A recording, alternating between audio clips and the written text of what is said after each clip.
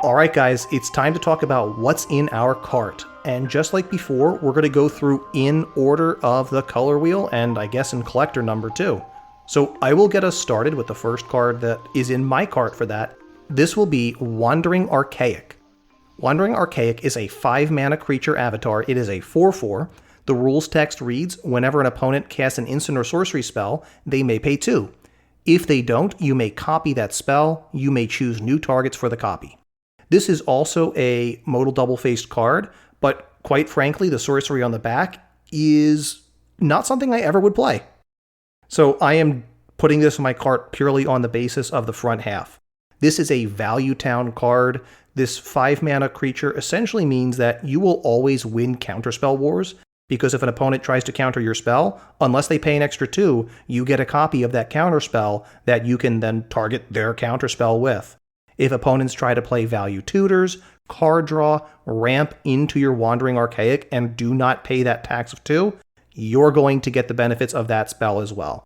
Slam dunk into my Malcolm Kedis deck that I'm trying to put together for CEDH, and I'm sure I'm going to find homes for it in my more casual decks as well. This is also a card that I'm picking up. It's going to find a lot of play. I'm looking forward to it.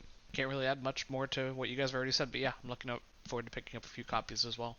Moving on from colorless into white, I have our next card too with Stern Proctor. Stern Proctor is 1 and a white for a 1/3 creature, Spirit Cleric, with flying. Its rules text reads, whenever a permanent entering the battlefield causes a triggered ability to trigger, counter that ability unless its controller pays 2. So it stops ETBs not just on creatures, but on all permanents.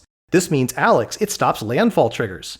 It stops artifacts with Enter the Battlefields. It stops enchantments with Enter the Battlefields. It still lets you play around it, so if you're willing to slow things down and play more of a value game plan, you can pay 2 to get around the effect. So it does not act as a hard stop that you have to remove to win with a combo that relies on Enter the Battlefield effects. In spite of the fact that it's a cleric, I can probably not afford to put it into Aura, but it is a real consideration for Karlov, and definitely looking closely at this for Opus Thief, which wants to play a slower game in CEDH anyway. It was definitely on my radar. I was looking at Strict Proctor for possibly an inclusion in Winota, just because it cares about kind of some of those effects, but it's more of like, there are things I care about coming in that it can impact me. If I still had Pod together, though, there would also be consideration for that, just to kind of slow it down a bit early as well.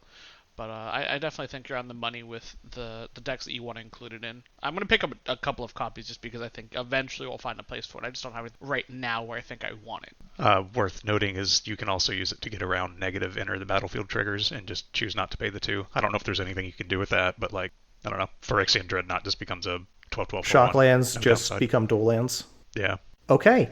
I don't think there are any cards in blue that any of us have in our cart this time, but in black, I'm going to finish out talking about the cards that I'm interested in with Plumb the Forbidden. This is an instant for 1 and a black. As an additional cost to cast this card, you may sacrifice 1 or more creatures. When you do, copy this spell for each creature sacrificed this way. You draw a card, and you lose 1 life.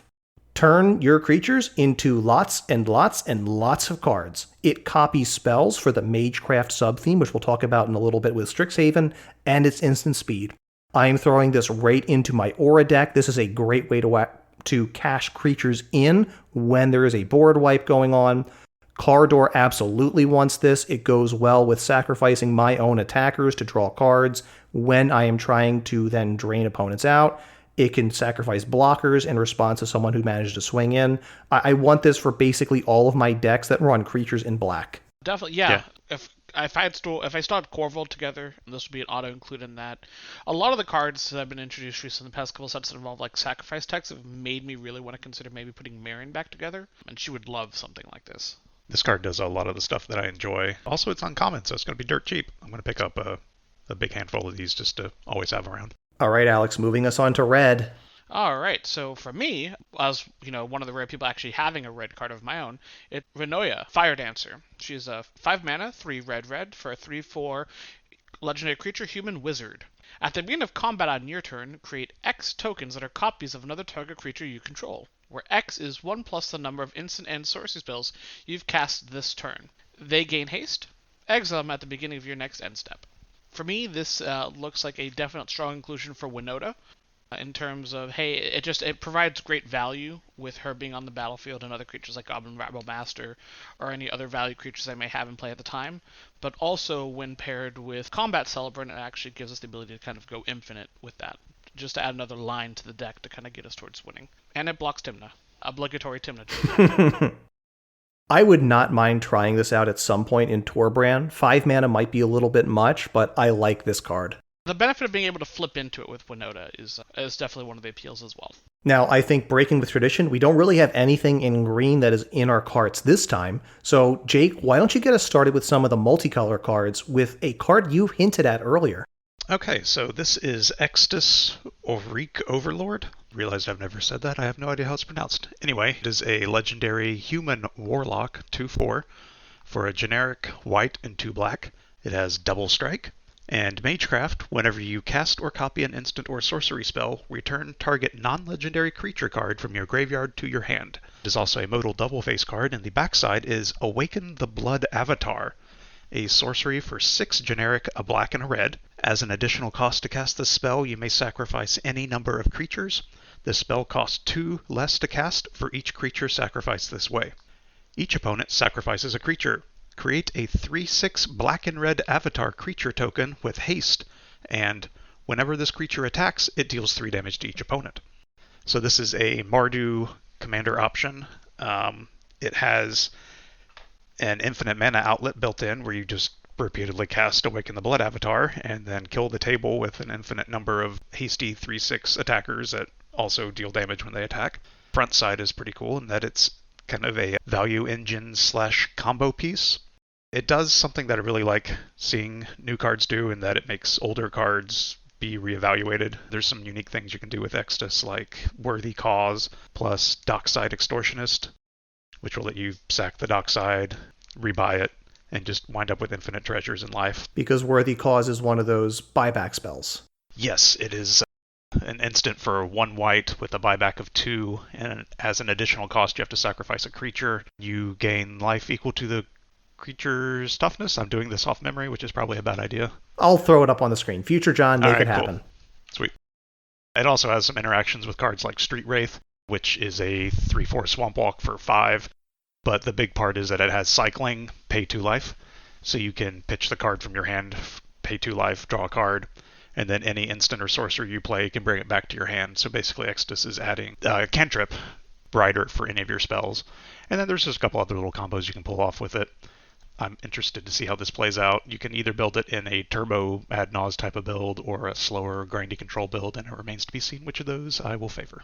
This is a really cool looking commander, and I like that there's some flexibility with it. I'm eager to see what you wind up building here. Me too. I kind of wonder if I could take Teysa, or the Teysa shell, and move it into like a Mardu kind of shell and generate something from this. I wonder. I think both of you guys should try to make it happen. Definitely I'll pick one up. I used to have this thing where I would get every legendary creature from every set in case I wanted to build something with it. I've moved away with that because I ended up just having a whole bunch of bulk commanders that did nothing. This one I do think I'm going to pick up for future use. It seems interesting enough. There's a lot going on with it I like. I think the next card is also one that I have lined up. It is Flame Scroll Celebrant, a 2/1 for 1 generic and a red. It's a human shaman. Whenever an opponent activates an ability that isn't a mana ability, Flame Scroll Celebrant deals 1 damage to that player. You can also pay a generic and a red to give it +2/+0 until end of turn. Like the last card, it is a modal double face card. The backside is Revel in Silence, an instant for white. Your opponents can't cast spells or activate Planeswalker loyalty abilities this turn. Exile Revel in Silence. So this is yet another silence effect. It's one of the parts of the color pie that white has that's actually good and is continuing to be printed, which is, refreshing for all the hate that white's been receiving. Just having another printing of this adds to the critical density to make it a more reliable plan in a deck. Also, since the front side is a creature, you can pull it up with things like Imperial Recruiter, Recruiter of the Guard, those kind of effects. And just personally, I tend to play the kind of decks that are kind of all in and forcing other players to adapt and answer it. So I enjoyed silence effects for that reason. You're right that having the option to be able to tutor it up off of creature tutors is really cool. And fortunately, the two creature tutors in red and white in particular, Imperial Recruiter and Recruiter of the Guard, can both get Flame Scroll Celebrant, which means that they can both get Revel in Silence. The front half seems like it is a useful stacks piece. One more piece that must be removed for a deck like Thrasios X decks to go off with. I like this. I want to see if it'll do anything in Opus Thief. For me, it definitely looks like it's going to be a include into Winota. I mean, the option to kind of flip into a punish card essentially in Flameskull Celebrant, or draw Revel in Silence and give myself an opportunity to have a turn uninteracted with. Yeah, there's not much really to say about this one. It's slam dunk for me. Yeah, I definitely just kind of skimmed over the front half of the card, but that is also a facet, and it can be useful, so it's nice to have options. Looks like the next card is also me. This is Culling Ritual, a sorcery for 2 generic, a black and a green. It says destroy each non-land permanent with mana value 2 or less. Add black or green for each permanent destroyed this way. So this is kind of a mass removal and ramp rolled together into one package. You'll hit most of the dorks and mana rocks played, a few of the stacks pieces out there like Drannith Magistrate, Aethersworn Canonist. It also hits Dockside Extortionist, either yours or theirs, which you can then use some of your extra green or your extra black mana to reanimate and get some more treasures of your own. I'm looking forward to playing this after casting a really big Ad Naus to power out all the cards that you drew in your hand. It also can kind of hose token strategies because they all have a mana value of 0, and also turn your own tokens into mana ramp, whether it's like Hapatra Snakes or the little elf tokens from Nath, anything like that. Yeah, this is one of the reasons why I am really interested in building a Golgari, Sultai, or Jund deck in the near future. I want to play with this card. It looks amazing. It is not really a 4-mana Wrath. It is often going to be a 0-mana Wrath. And I am in for that. Rise is having nightmares now about having go white token strategies and just giving your opponents 20-something mana. Alex, I think you have our next card we're going to talk about. I do. Our next card is another modal dual face card. It is on the front side, Jadzi, Oracle of Archivos for 8 mana, 6 blue for legendary creature human wizard, a 5/5. Discard a card. Return Jadzi, Oracle of Archivos to its owner's hand. Magecraft. Whenever you cast or copy an instant or sorcery spell, reveal the top card of your library. If it's a non-land card, you may cast it by paying 1. Rather than paying its mana cost. If it's a land card, put it onto the battlefield. On the flip side, we have Journey to the Oracle, which is 4 mana, 2 green for sorcery. You may put any number of land cards from your hand onto the battlefield. Then, if you control 8 or more land cards, you may discard a card. If you do, return Journey to the Oracle to its owner's hand. This one, when it was spoiled and I saw it, and I was fortunate enough to open it, looks like an auto-include for me to at least start testing it with Omnath. Journey to the Oracle is just a repeatable version of Mana Bond without having to kind of pitch the entirety of my entire hand, just a card to have in there. Having 8 lands in play doesn't seem like that big of a stretch. And then once I've got everything there, getting Jadzi into play and being able to utilize the instants and sources that exist within the deck to play additional cards by paying the 1. At that point, I should have an abundant amount of mana. And then if it's just another land, I get to put it onto the battlefield. And the big thing about that, unless the land itself says it comes in tapped, it just puts it onto the battlefield untapped, which means I can continue using that. By discarding a card, I can return it to my hand, which will let me essentially dodge removal based for it. So there's a lot going on with this card, and I'm really interested to see how it plays out in the deck. It protects itself well. It seems like it'll be hard to interact with unless you are interacting essentially with the cast. So, yeah. I mean, and realistically speaking, 8 mana is a lot, and having to bounce it back to your hand and take an entire turn off to cast it again is a bit of a setback. However, with Omnath being Omnath, I don't see that being too much of a stretch. I mean, 1 fetch land gets me halfway there with the mana needed. So. All right, Alex, from one extreme of expensive spells to sweet, efficient ones, tell us about our last card for the day. Our last card for today is Rip Apart. It is a Boros card, or Lorehold, I guess as they're called now, for a red and a white sorcery. Choose 1. Rip Apart deals 3 damage to target creature or planeswalker, or destroy target artifact or enchantment. This is another abrade / wear and tear effect that I'm interested in possibly including with Winota. It's relatively straightforward, not much to say about it. My only qualm is that it's sorcery, not instant speed. If it were instant speed, I think this would be over the top auto include.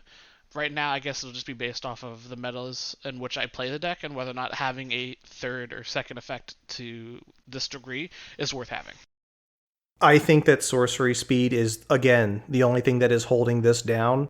There is a lot of play in a lot of CDH decks that include red and white, where you are trying to have a flex spot to be able to interact with enchantments, and Rip Apart is a strong contender for that slot.